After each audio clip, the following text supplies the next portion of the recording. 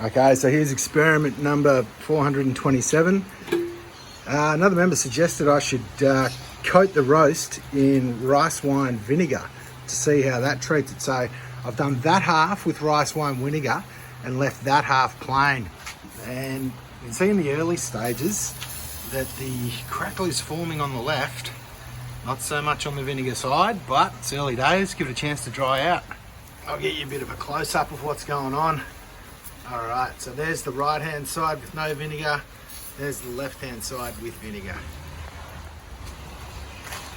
Okay, so there's been some interesting developments. The rice wine vinegar side is making a comeback.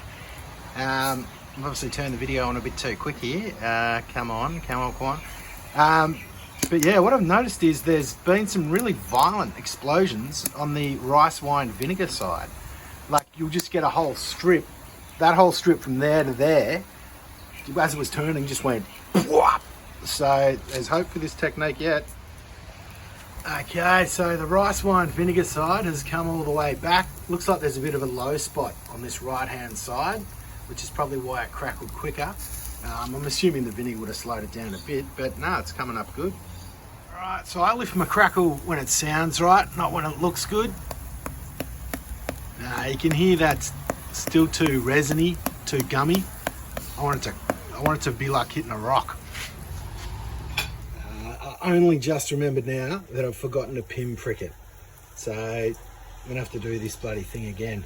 Oh well, always next time. Yeah, this method calls for just taking it straight out of the fridge and chucking it on the spit. I don't usually do that. I'll put it in the fridge, let it dry for a couple of days so you can get really crisp crackling.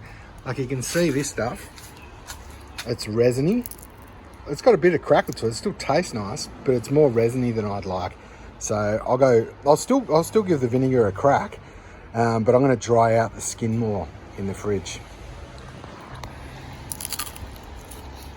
It's got a bit of crunch, but not quite where I want it.